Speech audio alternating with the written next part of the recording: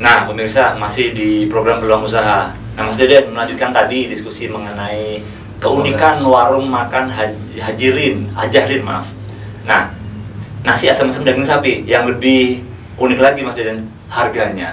Tahu berapa harganya? Rp6.000 saja. Daging sapi 6.000. Bayangkan zaman seperti ini, nasi daging sapi 6.000. Nah, saya bacakan sedikit, Mas Deden. Jadi rasanya itu enak pasti dan agak asam memang. Nah, ini ada penjelasan lagi adalah beberapa menu yang disajikan diantaranya nasi rawon, nasi asam-asam, pepes ikan, ayam bakar dan segala macam. Yang disukai adalah nasi asam-asam daging sapi. Kebanyakan konsumennya bilang rasanya enak dan asamnya banget. Nah, bayang dong, enak tapi asam. Nah, yang lebih unik lagi adalah harganya. Rp6.000 saja. Saya mikir nasi asam itu sama aja kayak sayur asam kasih daging sapi. Nah, mungkin seperti itu. Makanya kita harus ke sana, Mas. Penasaran. Nah, kita harus ke sana. Nanti kita bilang ke kru produksi aja kita berangkat gitu kan. Nah, hasil wawancara kita tempoh hari dengan Hajahrin adalah beliau konsepnya begini.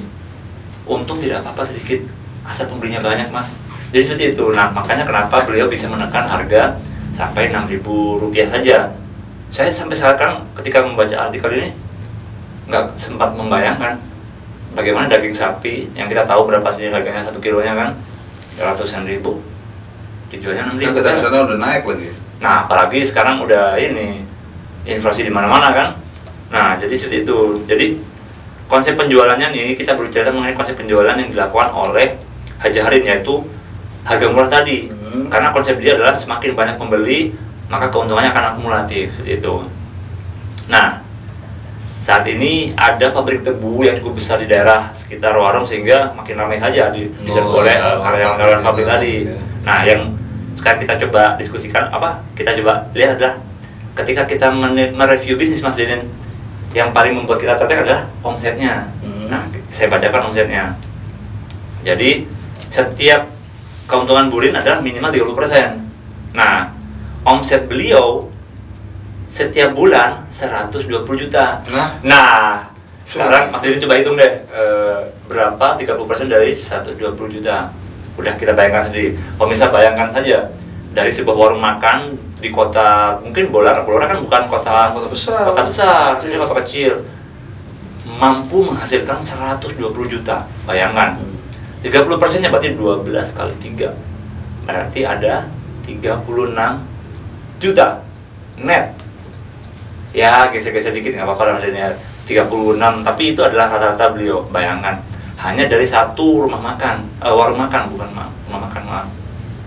Tertarik berbisnis rumah makan, pemirsa? Nah, saran saya, kenali peluang apa yang ada di sekitar Anda. Misalnya, rumah Anda ada di sekitar pabrik, orang pasti butuh makan, bikin aja pabrik mie goreng, rumah makan mie atau kopi sederhana atau buka aja gitu, terserah, bikin saja. Jangan berbicara omset dulu, buka saja dulu. Ya, betul. Kalau kata mentor-mentor bisnis, lakukan saja dulu. Kita belajar sambil jalan. Bagaimana? Kenapa? Learning by doing, seperti kata itu. orang sana. Semoga kisah sukses Hajahrin ini dapat memotivasi pemirsa di rumah untuk bisa membuka usaha warung makan jika akan membuka warung makan.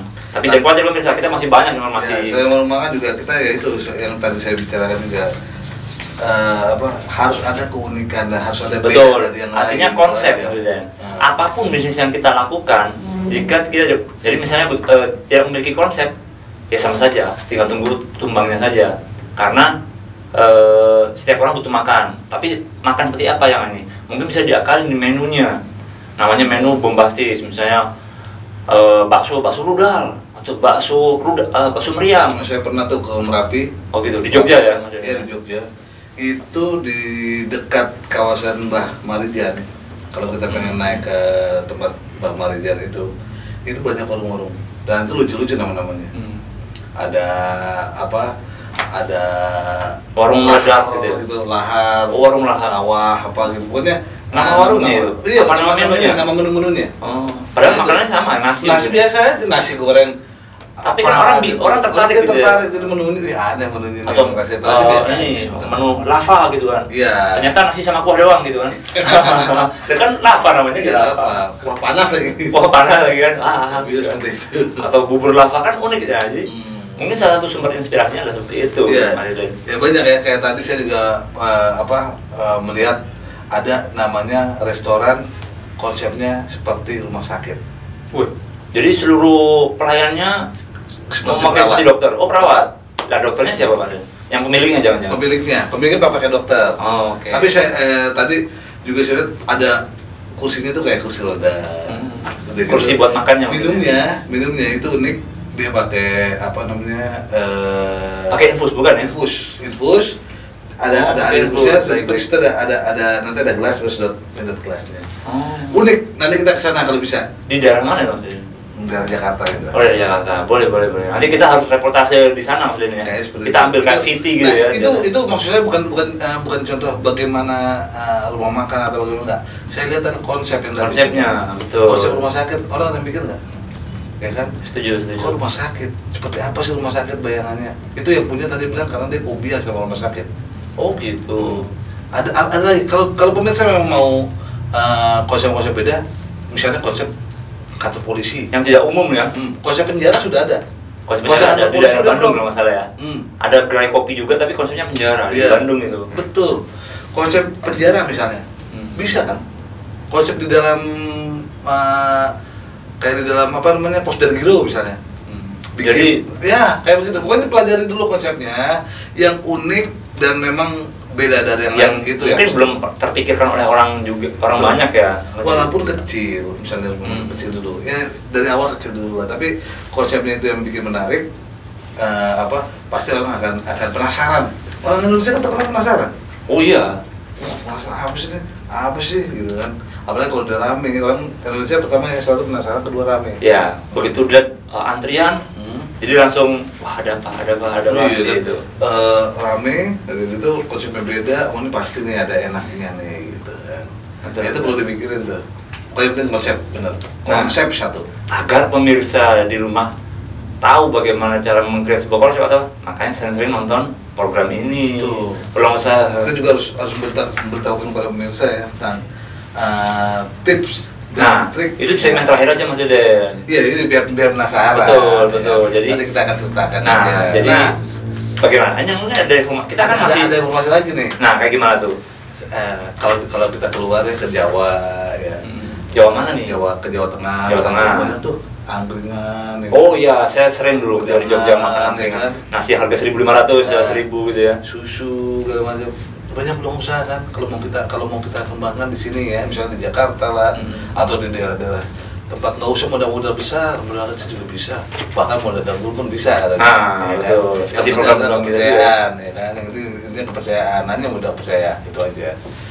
Ya banyak guys, kayak nanti kita pengen lebaran ya, pengen puasa Ramadan. Nah, kita harus melihat tuh peluang apa nih? Kue kering atau kue basah, kue jajanan pasar. Itu nanti akan kita bicarakan. Boleh. Di episode ini atau segmen berikutnya, Mas? Kayaknya episode berikutnya kali ya. Baik. Kayaknya ada yang mesti kita bicarakan lagi. Sampaikan dulu ya. Baik, silakan Mas Deden. Ya, selain ini, kita juga yang tersebar tadi wedangan ya. Wedangan itu apa? Saya jadi teringat wedangan di daerah Solo. Iya. Itu walaupun kecil, kayak warung kopi begitu. Pinggir kaki lima. Tapi yang unik ada banyak Mas, banyak sebenarnya yang unik. Oke. Kopi adanya, ada tempatnya tuh. Kopi kecil apa? Teko. Gelas. Wadahnya kan. Oh, ada tatakan. Itu kan biasa begini kan. Iya. Ada juga yang modelnya dibalik tuh. Jadi minumnya di sela-sela situ. Daerah mana itu? Banyak itu modelnya beda.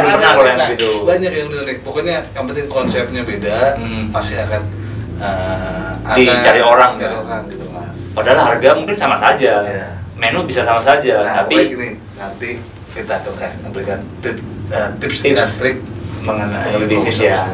Boleh. Oke pemirsa, dalam segmen ini kita hanya memberikan peluang-peluang usaha seperti apa dan konsep yang benar dalam melakukan satu bisnis yang akan kita jalani. Jangan kemana-mana. nantikan setelah iklan berikut ini.